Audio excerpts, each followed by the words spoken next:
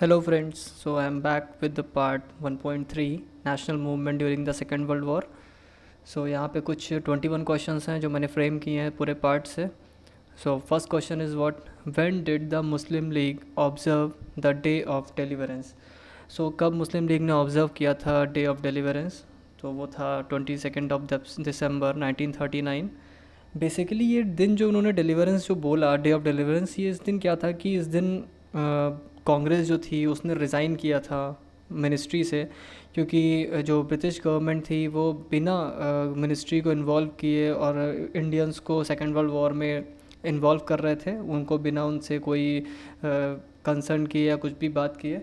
तो इस वजह से उसने क्या किया कि उसको रिज़ाइन कर दिया कांग्रेस ने. उनके रिज़ाइन करने की वजह से तो मुस्लिम लीग ने सोचा कि यही है day of deliverance 22 of December 1939, क्योंकि ये सबसे बड़ी चीज़ थी. अगर वहाँ पे जो कांग्रेस ने रिज़ाइन किया तो वहीं से लगा कांग्रेस को, मुस्लिम लीग को, कि यार कम से कम चलो ये कांग्रेस का जो एक वो कंटिन्यू जो चलता चला आ रहा है ना, एक जो कांग्रेस ने अपनी मजबूती बना रखी ना, वो अब जाके ख़त्म होगी.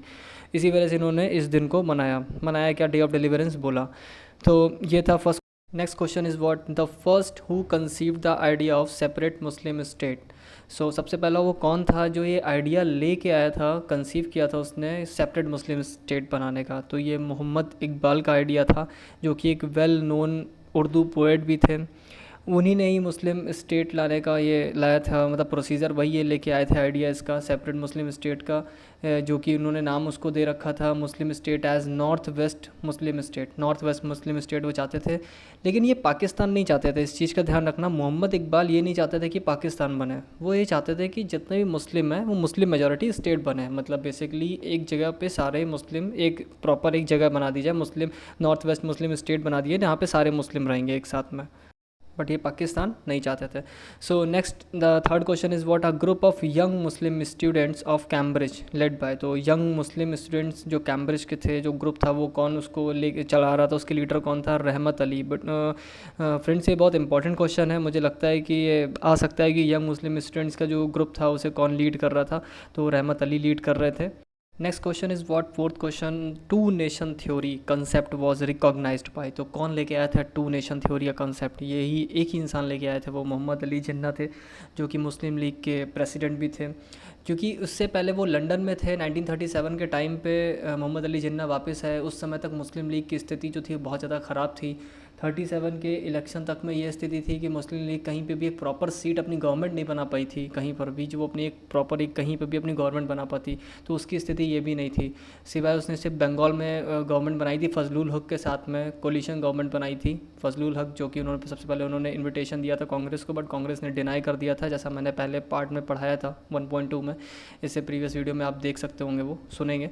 सो इस वाले में क्या हुआ, मुस्लिम लीग जब वहाँ पे स्थिति इन्होंने देखी जिन्ना ने, तो इन्होंने वापस कमांड ली फिर से मुस्लिम लीग की अपने हाथ में, मोहम्मद अली जिन्ना ने, और टू नेशन थ्योरी का कंसेप्ट दिया. Now the fifth question is what Muslim League adopted a resolution known as Lahore resolution in which. तो मुस्लिम लीग ने एक रेजोल्यूशन लिया था जिसे लाहौर रेजोल्यूशन कहा जाता है. तो बेसिकली लाहौर रेजोल्यूशन में था क्या, separate state as homeland for the Muslim had been demanded. तो ये जो लाहौर रेजोल्यूशन जो लिया गया था, ये क्वेश्चन आ सकता है व्हाट इज़ लाहौर रेजोल्यूशन. क्योंकि ये लाहौर रेजोल्यूशन इसलिए इसको कहा गया क्योंकि ये सेशन जो हुआ था ये लाहौर में हुआ था, और इस वक्त पे जब मुस्लिम लीग ने एक रेजोल्यूशन लिया, वो उसमें उन्होंने मांगा कि उन्हें एक अलग होम लैंड चाहिए, अपना अलग देश चाहिए बेसिकली फॉर द मुस्लिम्स के लिए उन्होंने डिमांड की थी इसमें. Now the sixth question is what the proposal of August offer of 1940 was given by. जो प्रपोज़ल था अगस्त ऑफ़र जो कहा जाता है, वो किसने दिया था 1940 का, वॉइस रॉय लॉर्ड लिनलिथगो ने दिया था ऑन अगस्त 8 1940. 8 अगस्त 1940 को वॉइस रॉय लॉर्ड लिनलिथगो ने क्या बोलते हैं इस चीज़ को, अगस्त ऑफ़र का वो दिया था 1940 में, प्रपोज़ल दिया था. जो इन्होंने ऑफ़र दिया था उसमें डोमिनियन स्टेटस इंडिया को देना चाह रहे थे, ग्रांटेड कर रहे थे to India after the end of the war, और कॉन्स्टिट्यूंट असेंबली इंडिया बना सकता था, नया संविधान बना सकता था, फ्रेम करा जा सकता था मिल करके. तो ये भी उन्होंने एक ऑफ़र रखा था, लेकिन कांग्रेस ने इसको बिल्कुल डिनाई कर दिया था. वो नहीं चाहते थे कि अगस्त ऑफ़र को माना जाए, उन्होंने बिल्कुल डिनाई कर दिया था इस चीज़ को. लेकिन जब इन्होंने डिनाई किया कांग्रेस ने, तो लेकिन ब्रिटिशर्स बिल्कुल भी अब किसी भी तरीके के निगोशिएशन की कंडीशन में नहीं थे। वो बिल्कुल कोई भी निगोशिएशन अब नहीं चाहते थे कहीं से भी इंडिया के साथ में। तो इस वजह से गांधी जी ने एग्री किया और लॉन्च कर दिया सिविल डिसोबीडियंस मूवमेंट, या कह सकते हैं इंडिविजुअल सत्याग्रह, जो कि उन्होंने शुरू किया। लेकिन जैसे ही ये मूवमेंट उन्होंने शुरू किया, उन्होंने कॉल्ड ऑफ की, जैसे इस मूवमेंट को उन्होंने शुरू किया, लॉन्च किया, तुरंत ही क्या हुआ, कांग्रेस के जितने भी मेन लीडर्स थे वो सारे ही लीडर्स को अरेस्ट कर लिया गया। प्रोमिनेंट लीडर्स जो भी थे, जैसे कि जवाहरलाल नेहरू, वल्लभ भाई पटेल, सारे लोगों को अरेस्ट कर लिया गया। तो जिसकी वजह से क्या हुआ कि इसको क्या बोलते हैं, इस मूवमेंट को, जो इंडिविजुअल सत्याग्रह था जो उन्होंने लॉन्च किया था गांधी जी ने, वो उसकी कमांड उन्होंने एक वॉलंटियर को दी। उन वॉलंटियर का नाम क्या था, आचार्य विनोबा भावे, जो कि आप नेक्स्ट क्वेश्चन मेरा देख सकते हैं, वही है। Who was selected by Gandhi ji to start the satyagraha on 17 October 1940। So वो थे आचार्य विनोबा भावे, इन्होंने शुरू किया था उसके बाद, क्योंकि सारे ही प्रोमिनेंट लीडर्स जो थे कांग्रेस के, वो सब अरेस्ट कर लिए गए थे ये मूवमेंट शुरू होने से पहले। उसके बाद में क्या हुआ, next question is what, when did Cripps mission arrived in India, कब क्रिप्स मिशन इंडिया आया था। तो क्रिप्स मिशन आया था India 22 March 1942। Sir Stafford Cripps को लेके आए थे बेसिकली। तो इस मिशन, ये क्रिप्स मिशन भेजा ही गया था निगोशिएशन के लिए इंडिया में। Sir Stafford Cripps war cabinet के मेंबर भी थे, member of the war cabinet भी थे वो। और ये बेसिकली शुरू इसलिए किया गया था क्योंकि इस वक्त ब्रिटिशर्स की हालत जो थी ब्रिटेन की बहुत ज़्यादा ख़राब थी। सेकेंड वर्ल्ड वॉर एकदम पीक पे था, भयंकर कंडीशन चल रही थी, ब्रिटिशर्स को सपोर्ट चाहिए था। उधर से एक्सिस पावर्स सब एक साथ हो गई थी, और जापान ने सडन अटैक भी कर दिया था अमेरिकन फ्लीट पे, जो कि पर्ल हार्बर था। तो वहाँ से कंडीशन और वर्स्ट होती चली जा रही थी, और जापान ने बहुत जल्दी काफ़ी जगहों को कैप्चर भी कर लिया था, जैसे फिलीपींस हो गया, Indo China, Indonesia, Malaya, Burma काफ़ी, और वो असम की तरफ अब वहाँ से बढ़ रहा था, क्योंकि अब इंडिया के लिए वो बढ़ना शुरू कर दिया था जापान ने। तो ब्रिटिशर्स को अब सपोर्ट चाहिए था इंडियंस का एनी हाउ, कि जिससे वो वॉर एफर्ट उनको मिले, इंडियंस से वॉर में हेल्प कर सकें। तो अब जब ये ऐसा लग रहा, तो इंडियंस कहीं से सपोर्ट करने को तैयार नहीं थे ब्रिटिशर्स को, क्योंकि इंडियंस इसलिए नहीं तैयार थे क्योंकि वो निगोशिएशन करने को नहीं तैयार थे ब्रिटिशर्स। तो अब इसकी वजह से फिर और ब्रिटेन पर अलग से प्रेशर आता चला जा रहा था, किसका, अमेरिका का, रशिया का, चाइना का, कि इंडियन पॉलिसीज़ को रिकंसिडर किया जाए एज सून एज़ पॉसिबल, क्योंकि जापान कभी भी अटैक कर सकता है इंडिया पे। क्रिप्स मिशन तुरंत भेजा गया इसी वजह से, जब रंगून जापान के हाथों चला गया तब ब्रिटेन को टेंशन बढ़ना शुरू हो गई वहीं से, और उन्होंने अपना प्रपोजल अनाउंस किया। क्योंकि मैंने नेक्स्ट क्वेश्चन में यही क्वेश्चन बोला है, when did Sir Stafford Cripps announced his proposal in the form of draft declaration on. So 30 मार्च 1942 को उन्होंने ड्राफ्ट डिक्लेरेशन दिया, अपने प्रपोजल्स का ड्राफ्ट के फॉर्म में उन्होंने बना के दिया सारी चीज़ें, कि किस तरीके से वो आगे चीज़ों को डोमिनियन स्टेटस देंगे इंडिया को after the end of the war के बाद में। तो सारी चीज़ें उन्होंने हर चीज़ मेंशन करी उसमें, जो भी वो देना चाहते थे, जितनी भी चीज़ें इंडियंस को।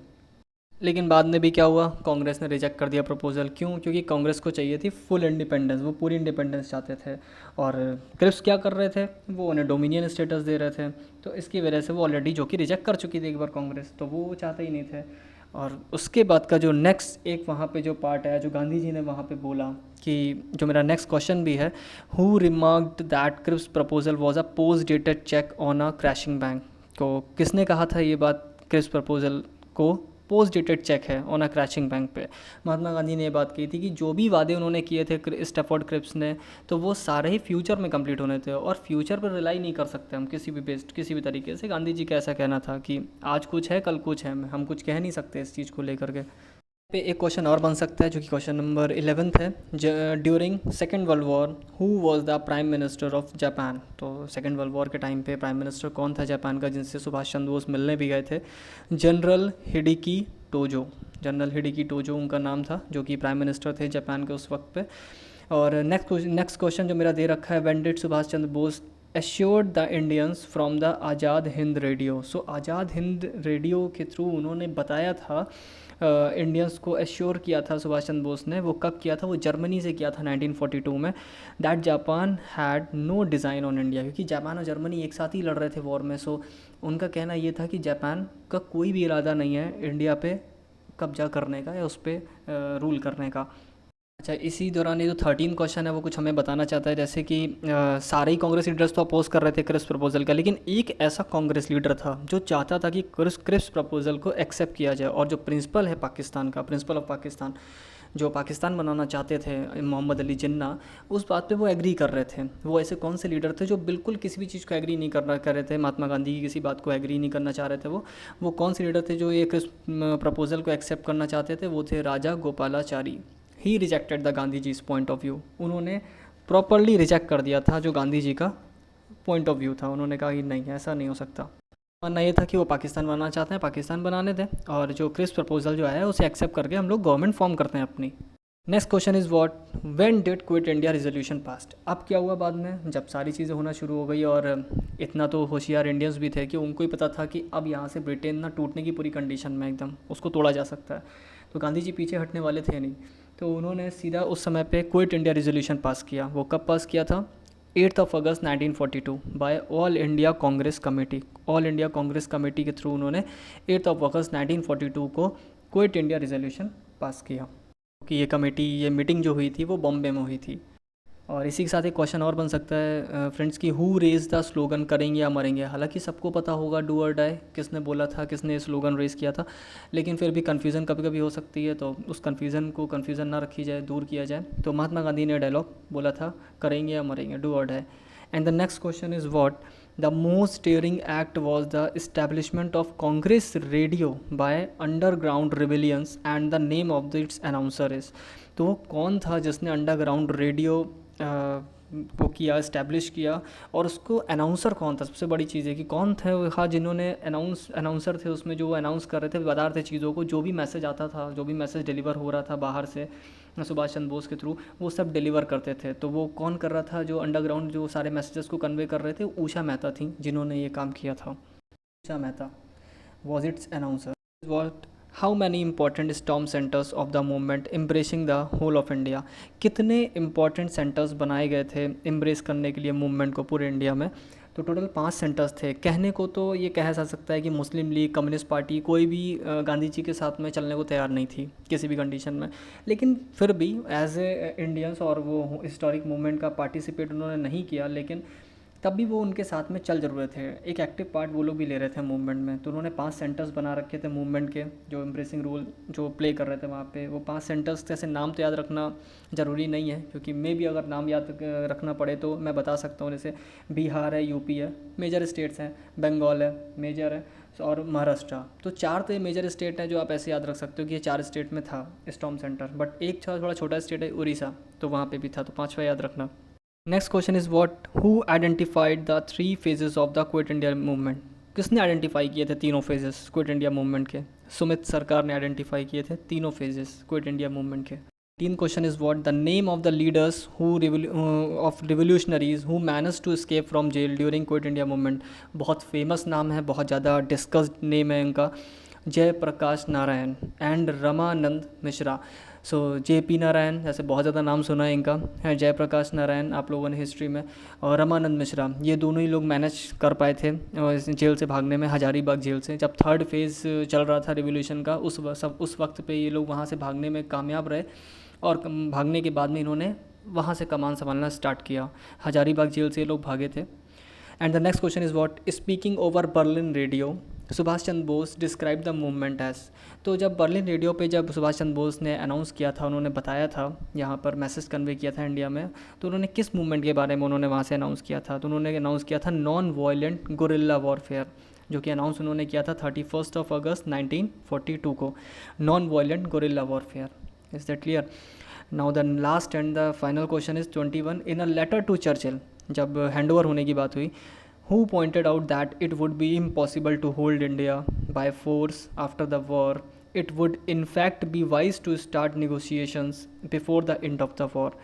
तो ये वॉइस रॉय वेवल ने लेटर लिखा था, वॉइस रॉय वेवल थे उस टाइम पे, उन्होंने लेटर लिखा था चर्चिल को। चर्चिल जो कि ब्रिटिश गवर्नमेंट के वो थे, जनरल थे, गवर्नर जनरल, उनको लिखा था ऑन 24 अक्टूबर 1944 को। ये लेटर लिखा गया कि अब इंडिया पे फोर्सफुली और ज़्यादा रह पाना बहुत मुश्किल है, नहीं रह सकते हैं, होल्ड नहीं कर सकते इंडिया को फोर्सफुली, तो अब उनके साथ नेगोशिएशन करना ही बेहतर होगा। तो ये उन्होंने लेटर में लिख के ऐसा दिया था। तो 1945 के टाइम पे ब्रिटिश गवर्नमेंट ने एग्री किया था कि अब हम ट्रांसफ़र ऑफ पावर्स के लिए एग्री हैं, वो तैयार हो गए थे ट्रांसफ़र ऑफ पावर्स के लिए 1945 में।